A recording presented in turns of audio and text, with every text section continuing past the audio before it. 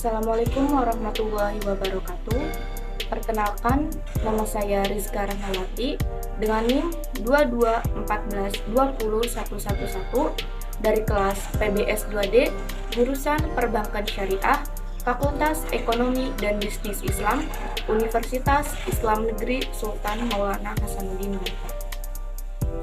Di video ini, saya akan menjelaskan tentang peran dan dampak teknologi, informasi, dan komunikasi terhadap dunia pendidikan. Baik, yang pertama saya akan menjelaskan tentang teknologi, informasi, dan komunikasi. Apa sih itu teknologi, informasi, dan komunikasi? Jadi, pengertian teknologi sendiri adalah teknologi berasal dari kata teknologia yang berasal dari bahasa Yunani, yaitu tekno, yang berarti seni, keahlian, kerajinan, atau keterampilan. Sedangkan logia berarti kata, studi, dan tubuh ilmu pengetahuan. Jadi, teknologi adalah media atau alat dan cara yang digunakan untuk menyampaikan pesan dan memecahkan masalah dengan menggunakan suatu pengetahuan. Selanjutnya, pengertian informasi. Jadi, informasi adalah sekumpulan data atau fakta yang dikelola menjadi sesuatu yang bermanfaat bagi si penerimanya. Sedangkan menurut para ahli, yaitu George Habner, informasi adalah sebuah data yang diolah sehingga dapat dijadikan dasar untuk mengambil keputusan yang tepat. Selanjutnya, pengertian komunikasi.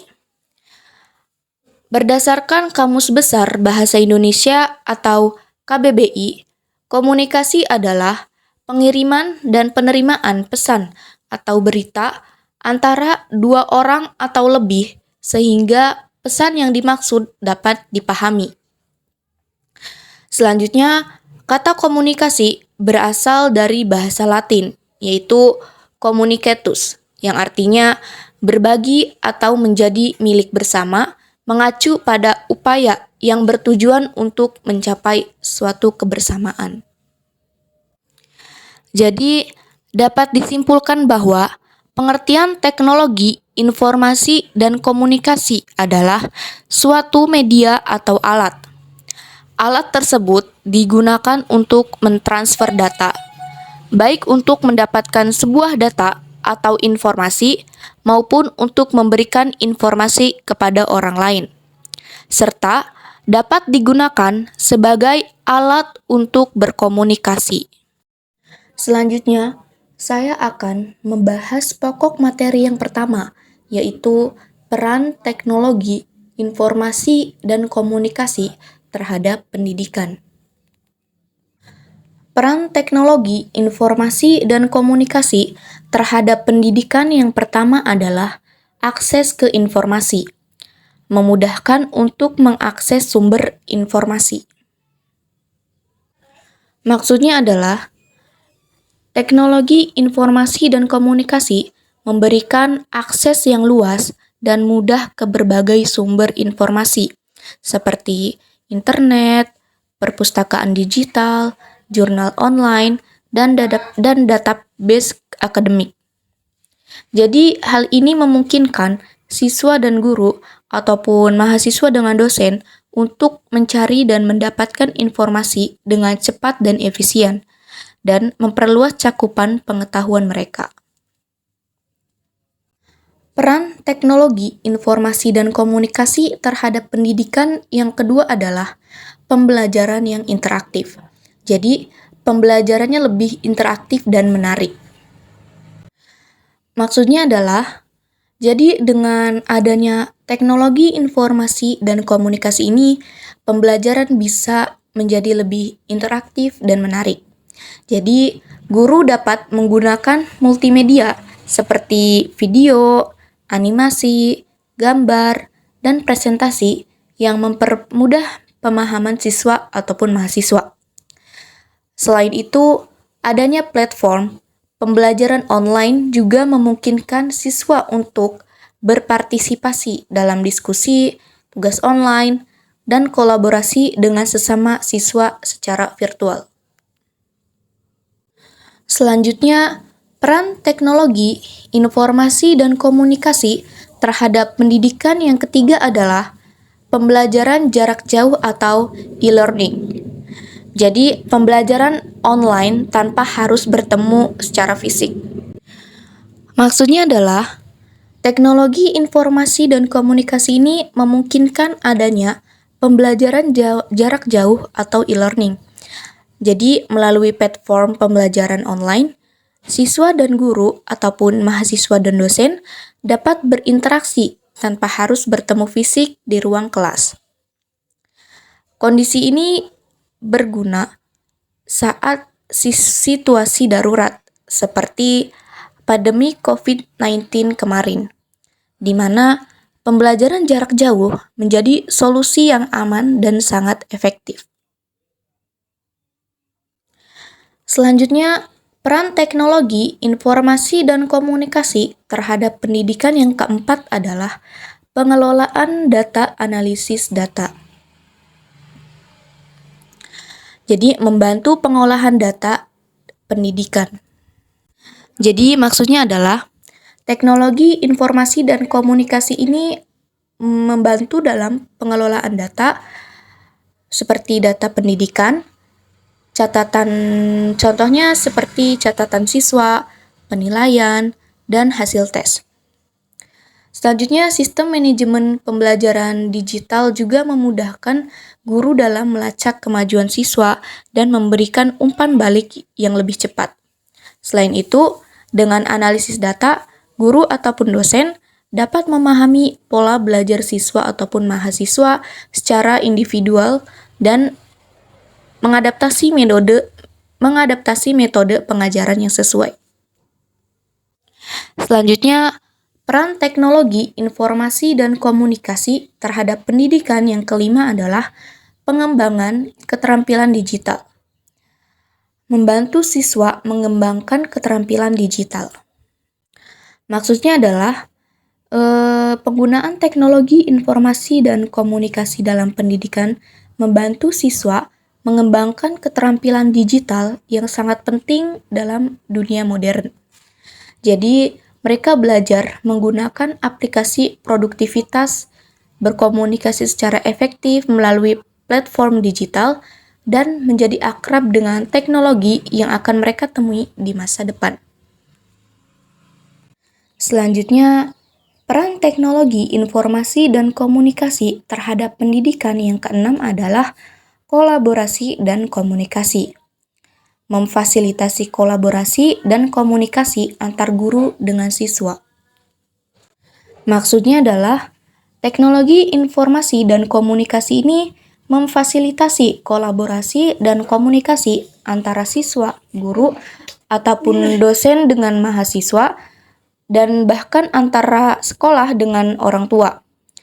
Jadi melalui email, forum online, atau platform kolaboratif, siswa dapat berbagi ide, bekerja dalam kelompok, dan memperluas jaringan sosial mereka di luar ruang kelas.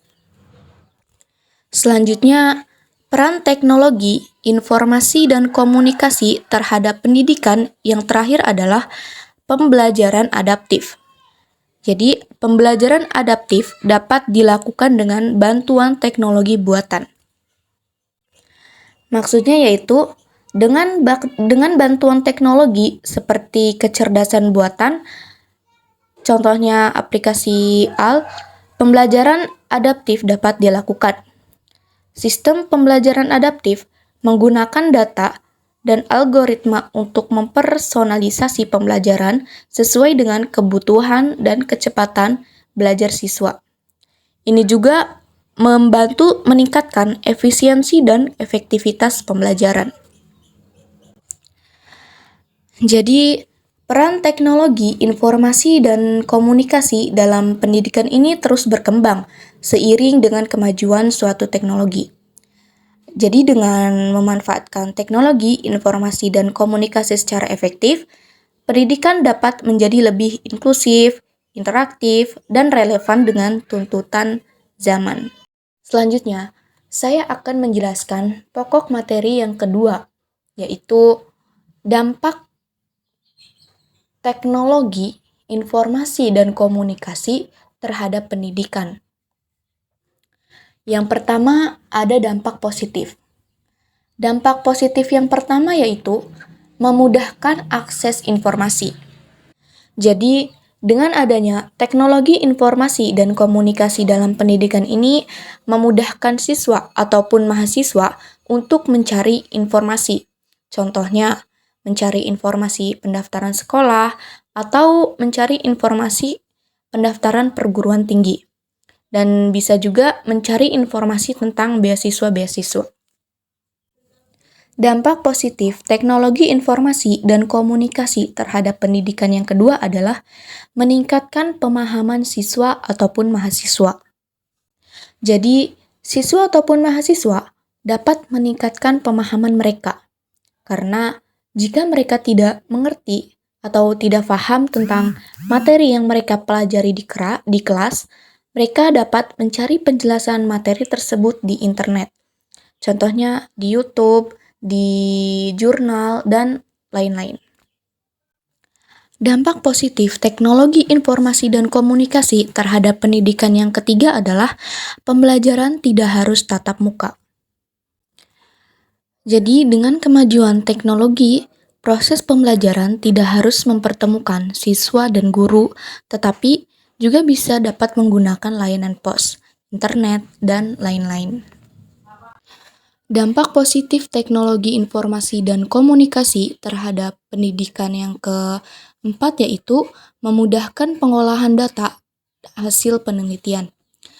Jadi, zaman dulu itu ketika orang melakukan sebuah penelitian, selama penelitian orang tersebut harus menganalisis dan menghitung data yang mereka terima secara manual untuk menganalisisnya.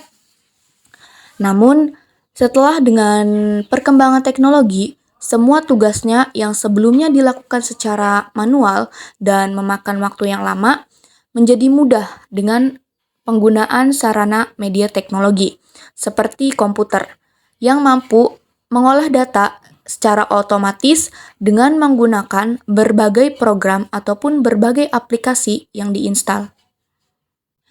Selanjutnya, dampak positif teknologi informasi dan komunikasi terhadap pendidikan yang kelima adalah perpustakaan online atau daring. Dengan perkembangan teknologi informasi dan komunikasi, siswa ataupun mahasiswa dapat membaca buku hanya dengan menggunakan gadget yang mereka miliki. Jadi, mereka tidak perlu datang ke perpustakaan tertentu ketika mereka membutuhkan buku yang ingin mereka baca. Saat ini banyak situs web penyedia peminjaman buku atau perpustakaan online. Jadi setiap kampus juga memiliki situs web perpustakaan online yang sama seperti perpustakaan fisik di kampus. Namun, untuk mengaksesnya, mereka harus memiliki akun kampus terlebih dahulu. Jadi dengan perpustakaan online ini, mereka dapat membaca buku di mana saja dan kapan saja tanpa terbatas waktu. Namun, perlu diingat juga bahwa perpustakaan online juga memiliki batas waktu peminjaman. Jika waktu peminjaman habis, buku akan otomatis hilang dari daftar buku yang dipinjam. Selanjutnya, dampak positif yang keenam yaitu munculnya metode pembelajaran yang baru. Teknologi informasi dan komunikasi mendukung adanya perubahan metode pembelajaran bagi pelajar dan mahasiswa. Metode pembelajaran kini tidak hanya itu-itu saja, seperti sebelum teknologi informasi dan komunikasi berkembang. Metode pembelajaran yang sekarang fokus pada dunia digital, di mana semua orang juga dapat mengakses dan mempelajari hal-hal baru yang sebelumnya belum diketahui.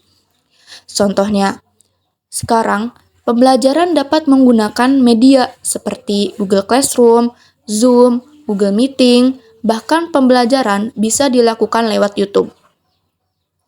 Guru ataupun dosen dapat membuat video yang menarik mengenai materi-materi yang ingin disampaikan. Lalu, mereka unggah ke YouTube dan mahasiswa maupun pelajar dapat dengan mudah mengaksesnya, serta tidak terpaku oleh waktu. Tidak hanya itu, seminar pun juga dapat dilakukan siaran langsung di YouTube. Bagi mereka yang ingin mendapatkan ilmu gratis, mereka dapat menelusuri akun YouTube yang selalu membagikan siaran langsung seminar. Selanjutnya, dampak positif teknologi informasi dan komunikasi terhadap pendidikan yang ketujuh adalah memperluas jangkauan pendidikan. Jadi, teknologi informasi dan komunikasi telah memungkinkan untuk mengakses pendidikan dari berbagai belahan dunia. Dengan adanya platform pembelajaran daring seperti Coursera, edX, atau Khan Academy, kita dapat mengikuti kursus dari universitas terkemuka di seluruh dunia, bahkan tanpa harus keluar rumah. Selain itu, teknologi informasi dan komunikasi juga memungkinkan adanya kerjasama antar lembaga pendidikan di berbagai negara dalam rangka mengembangkan program pendidikan yang lebih berkualitas dan berdaya saing tinggi. Dampak positif teknologi informasi dan komunikasi terhadap pendidikan yang kedelapan adalah inovasi dunia pendidikan semakin berkembang. Jadi, dengan adanya teknologi informasi dan komunikasi, pendidikan semakin mudah untuk dilaksanakan di mana saja. Semua orang dapat belajar tanpa ada hambatan waktu dan jarak, seperti yang terjadi saat ini di masa siswa ataupun mahasiswa yang sibuk dengan gadgetnya masing-masing. Jadi, siswa ataupun mahasiswa tidak perlu pergi ke tempat belajar. Jadi, mereka cukup mengikuti webinar atau pembelajaran daring di internet dari rumah ataupun di tempat manapun yang mereka kunjungi. Jadi, hal ini juga memudahkan siswa dan mahasiswa dalam mengikuti sekolah ataupun kuliah karena semuanya bisa dilakukan di rumah. Selain itu, internet juga semakin mudah dijangkau untuk mengakses ke pembelajaran daring yang semakin mudah. Dampak positif yang kesembilan yaitu sistem administrasi pendidikan yang berkembang. Jadi, dengan adanya teknologi informasi dan komunikasi ini, administrasi pendidikan juga semakin mudah dilakukan.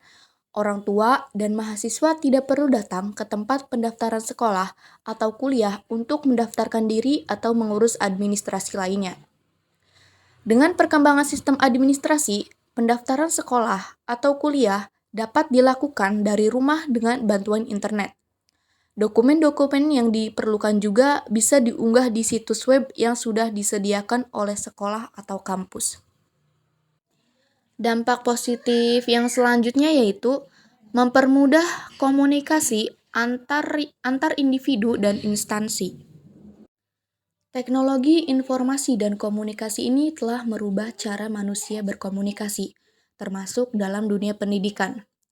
Sekarang ini dapat dengan mudah berkomunikasi dengan guru, dosen, mahasiswa, atau rekan lainnya melalui email, pesan instan, atau media sosial. Kita juga dapat memperoleh informasi terkini tentang program pendidikan, jadwal kuliah, tugas, dan pengumuman melalui website dan aplikasi khusus yang disediakan oleh institusi pendidikan. Dampak positif yang ke-11 yaitu meningkatkan akses dan kesetaraan pendidikan.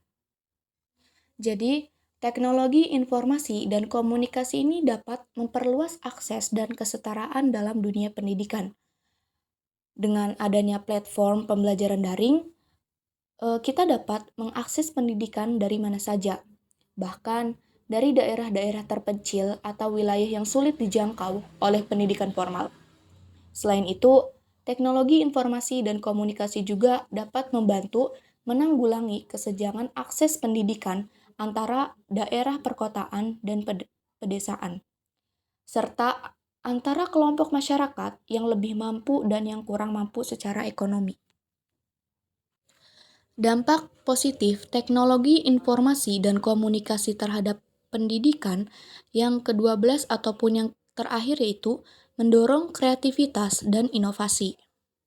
Jadi, teknologi informasi dan komunikasi ini memberikan banyak peluang bagi pelajar, mahasiswa, dan tenaga pendidik untuk mengeksplorasi ide-ide baru dan mengembangkan kreativitas serta inovasi. Berbagai aplikasi, software, dan platform pembelajaran dapat digunakan untuk membuat konten-konten pendidikan yang menarik dan interaktif, seperti animasi, video, game, atau simulasi. Hal ini juga dapat membantu meningkatkan minat belajar dan pemahaman siswa terhadap materi pelajaran yang disampaikan. Selanjutnya, saya akan menjelaskan tentang dampak negatif teknologi informasi dan komunikasi terhadap pendidikan. Dampak negatif teknologi informasi dan komunikasi terhadap pendidikan yang pertama yaitu ketimpangan akses. Jadi, meskipun teknologi informasi dan komunikasi meningkatkan aksesibilitas informasi, masih ada ketimpangan dalam akses teknologi informasi dan komunikasi di berbagai wilayah dan komunitas. Beberapa siswa mungkin tidak memiliki akses yang memadai ke perangkat dan koneksi internet, sehingga mengurangi peluang pembelajaran yang adil. Dampak negatif yang kedua yaitu kecanduan teknologi. Bagi beberapa orang yang baru mengenal teknologi, mereka dapat mengalami kecanduan untuk terus menggunakan teknologi tersebut. Hal ini dapat memiliki dampak buruk, seperti ketidakfokusan saat pembelajaran dan lebih memilih menonton film atau YouTube melalui perangkat teknologi. Kontrol orang tua sangat dibutuhkan dalam proses pembelajaran online. Tidak semua siswa ataupun mahasiswa dapat mengendalikan diri mereka sendiri untuk hanya menggunakan teknologi untuk kegiatan belajar. Walaupun penggunaan teknologi untuk belajar diperbolehkan, jika digunakan secara berlebihan dan mengganggu pembelajaran, maka akan berdampak buruk. Dampak negatif yang ketiga yaitu sebagai sarana untuk mencontek. Dalam pembelajaran online, guru tidak dapat mengawasi siswa saat sedang mengerjakan ujian. Siswa dan guru berada di tempat yang berbeda, melalui perangkat teknologi dan aplikasi pembelajaran. Karena informasi yang tersedia di internet, siswa dapat saja mencontek jawaban dari Google atau buku untuk menjawab soal ujian. Dampak jangka panjang dari mencontek dapat berbahaya bagi perkembangan akademik siswa. Siswa tidak benar-benar memahami materi yang diajarkan. Setiap kali mereka menghadapi ujian, mereka hanya mencontek jawaban dari internet. Dampak negatif yang keempat yaitu menyebarkan informasi yang tidak benar atau hoax. Dengan mudahnya akses ke internet, seseorang dapat dengan cepat menyebar informasi dan berita tanpa memeriksa kebenarannya. Hal ini dapat menyebabkan penyebaran informasi yang tidak benar atau hoax, yang dapat membingungkan dan dapat merugikan banyak orang. Untuk menghindari hal ini, penting bagi setiap orang untuk selalu memeriksa kebenaran informasi sebelum membagikannya ke publik. Hal ini juga dapat penting untuk memperkuat literasi digital dan kritis pada setiap individu agar dapat membedakan antara informasi yang salah dan yang benar. Dampak negatif selanjutnya yaitu keamanan data yang tidak terjamin. Pada saat menggunakan teknologi, terutama untuk tujuan belajar, seseorang perlu memasukkan informasi pribadi seperti nama, nomor telepon, atau alamat email. Sayangnya hal ini juga dapat meningkatkan risiko kebocoran data pribadi. Untuk menghindari hal ini, setiap individu harus selalu berhati-hati saat memasukkan informasi pribadi ke internet dan hanya memasukkan informasi tersebut ke situs web yang terpercaya. Selain itu, perlu dilakukan tindakan pencegahan seperti penggunaan password yang kuat dan menghindari pembagian informasi pribadi secara terbuka di internet. Dampak negatif yang keenam yaitu pelanggaran hak kekayaan intelektual. Seiring dengan perkembangan teknologi informasi dan komunikasi, semakin banyak informasi dan ilmu yang tersedia di internet. Namun, hal ini dapat dimanfaatkan secara tidak etis oleh para pelajar dan mahasiswa untuk mengerjakan tugas-tugas mereka. Beberapa pelajar dan mahasiswa yang malas cenderung menyalin informasi dari Google tanpa harus memparafrasekannya terlebih dahulu. Hal ini dikenal sebagai plagiasi. Dalam dunia pendidikan, plagiasi sangat dilarang. Oleh karena itu, informasi dan ilmu yang diperoleh dari internet harus dipilah dan diparafrasekan terlebih dahulu sebelum digunakan sebagai bahan tugas kuliah atau sekolah. Guru dan dosen memiliki peran penting dalam mengingatkan mahasiswa dan pelajar untuk tidak melakukan plagiasi. Pelajar atau mahasiswa yang melakukan plagiasi tugasnya tidak akan diterima oleh guru atau dosen. Dampak negatif yang ketujuh yaitu gangguan fokus. Penggunaan teknologi informasi dan komunikasi yang berlebihan dalam konteks pendidikan dapat mengganggu konsentrasi siswa dan mahasiswa dan menyebabkan ketergantungan terhadap teknologi. Hal ini dapat mengurangi kemampuan siswa ataupun mahasiswa untuk berkonsentrasi pada pembelajaran yang mendalam dan berdampak negatif pada produktivitas. Dampak negatif yang kedelapan yaitu kasus tindak pidana. Dalam dunia pendidikan misalnya, media internet dapat mencuri dokumen dan aset penting sistem pendidikan yang sebenarnya bersifat rahasia, seperti dokumen ujian akhir dan ujian nasional. Dampak negatif yang kesembilan ataupun yang terakhir yaitu menyebabkan masalah kesehatan, terutama pada kesehatan mata. Karena terlalu banyak bermain gadget, mata kita akan terkena minus ataupun silinder, di mana dalam kondisi tersebut mata kita tidak bisa melihat dengan jelas tanpa bantuan kacamata. Mungkin cukup sekian penjelasan tentang peran dan dampak teknologi informasi dan komunikasi terhadap pendidikan. Semoga bermanfaat bagi yang menonton. Dan saya meminta maaf bila ada kata-kata saya yang salah, kurang dan lebihnya mohon maaf. Wassalamualaikum warahmatullahi wabarakatuh.